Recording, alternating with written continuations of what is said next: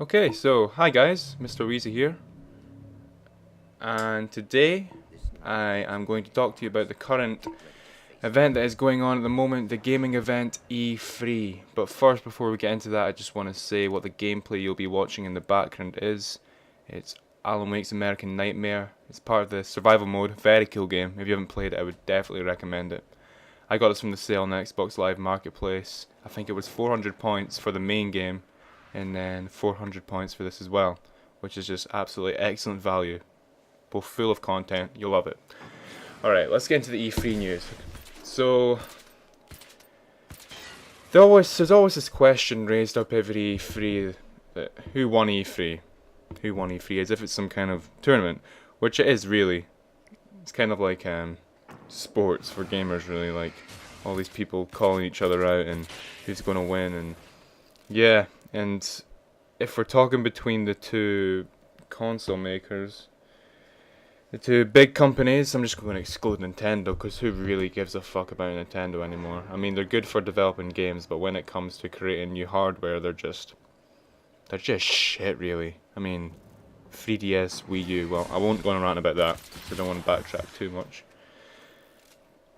But yeah, I think it's fair to say that Sony has won the battle, really. I mean, they're £100 cheaper. They don't have any of this DRM shit, which is basically the whole reason they've won.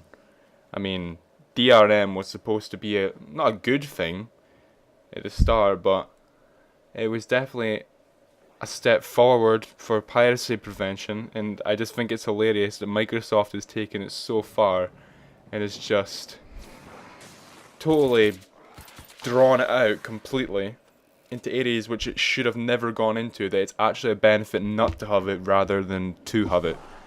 So basically, if you've not heard about it yet, Microsoft's policy is that if you do not log into your Xbox Live account every 24 hours or something, it completely revokes all your games from you. Completely just takes all your games. And I'm not sure if that's actually correct, that's what I've heard.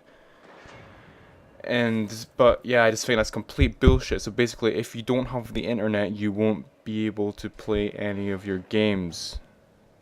So when you buy the game, you can buy used games, but once you buy the game, you put it into your Xbox, and you need to pay extra money, a fee to Microsoft to authorize it to your account. So you can't just, if you buy a used game, that's not the full price, there's many more fees to come. Which I think is just complete bullshit. I mean, it's probably good for the game developers, because they're not losing. No, it's not good for the game developers actually, because they're still not making any money from the fees that Microsoft make. I was going to say that game developers don't make any money from used games and it all goes to GameStop and Game and all that, but the fees Microsoft are charging go to Microsoft anyway. So yeah, I still think that's complete bullshit. Yeah, so that's mainly the reason Microsoft lost the battle. And also because they didn't really have any standout exclusives. I mean, they're only two, only three maybe at a push. I would say Halo obviously, Halo's quite interesting, but I'm starting to lose the appeal of Halo. It's kind of becoming like another Call of Duty for me now. Like, it's just the same formula over and over. And I'd prefer to see more large-scale battles. So I think I'm going to change to Battlefield in the next generation, because I've never really tried Battlefield out, and I really think it deserves my attention, because it seems like such a finely paced game that I'll probably play that. Yeah. So yeah, Halo 5, one of the exclusives. Well, it's not being announced as Halo 5 yet, but they've just called it Halo, but it's basically Halo 5. And also, the trailer was fucking stupid. I mean, he's going through the desert with these robes on, and why the fuck does he need desert robes? He's got like a advanced high-tech fucking battle suit, so I thought that was a bit stupid. That's just me, though. And yeah, the second exclusive, Quantum Break? I think it's Quantum Break. Yeah, Quantum Break. by the guys that made this game you're actually seeing right now, Alan Wake, and the original Max Payne's. And that did, I have to admit, the graphics on that game just looked astounding. It was just absolutely brilliant. I mean, the first time we seen it at the Xbox One reveal, it seemed a bit meh. It was like, oh look, it's a kid and she touches someone's ears and they go into a TV show. But it looked pretty cool. There was this whole kind of time mechanic. It looked kind of twisting time, and it did look confusing. And I've never really enjoyed movies like that, like Inception and all that. Yeah, I don't enjoy Inception. Hate me for that.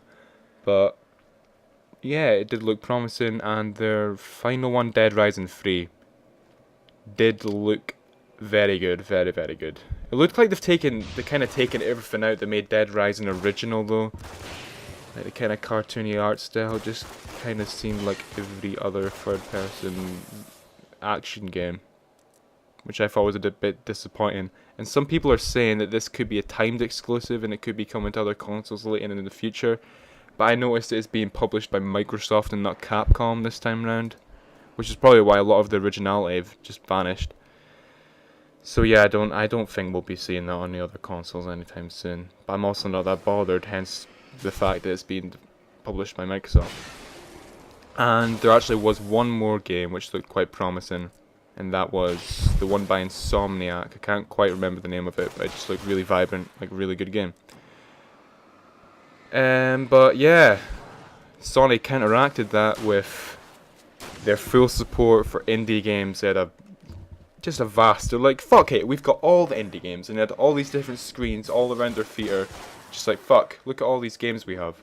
And I thought that was really impressive. I mean, I've been wanting to play a game, Don't Starve, for quite a while now.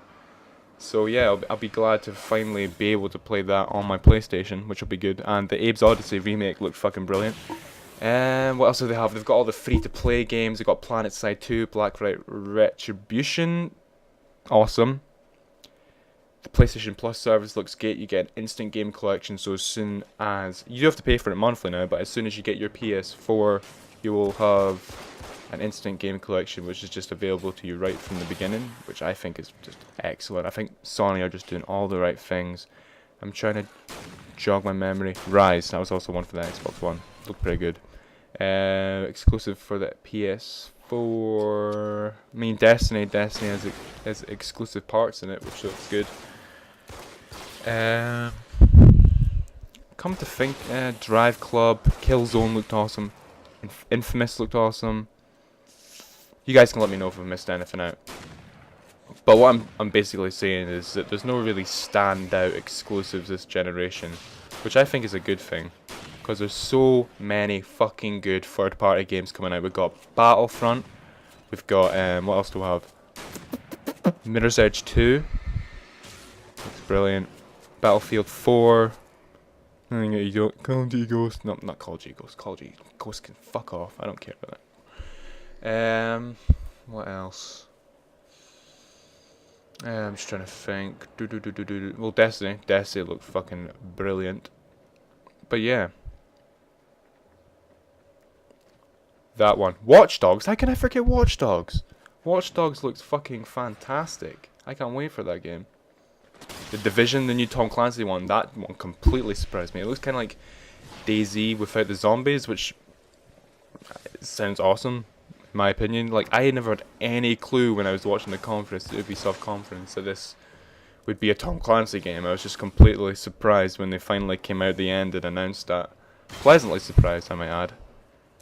Looks like a fucking excellent game. The Club, yeah, that's it. The Ubisoft one. And you can basically strip your car down from all the parts, take the axles off, the wheels off, and just build it from the ground up. It just looks brilliant. I mean, that might even be a bit too deep for me with car customization, but I don't know. The bigger the better, really. It looks awesome. They had this mission when it showed them tracking down a target vehicle, and it showed all the different vehicles that had been customized, playing to their own strengths. And I thought it looked fucking brilliant. And Assassin's Creed 4, it looked very promising, despite the fact that the game actually fucking froze when they were playing it at the Ubisoft conference, which was quite hilarious. and they kind of switched the cameras back to the main stage as if we'd forget that it was frozen. It was just the guy standing on the stage, just kind of looking at the ground, like, oh fuck. And it was really funny. They basically just cut it at the end. It just froze with whatever the fuck his name is, jumping from ship to ship, and it just ended. Right, quickly run down because there's not much time left. What else was there? What else was there? Battlefield 4. Well, Battlefield 4 was hilarious as well because the game froze. No, the game never even started. There was no sound, and then they cancelled it. That was so funny. Yeah, but basically, the real winner of E3, I think, was the games. And no matter which console you're playing on next generation, you are sure to have a lot of awesome games coming your way. Bye, guys.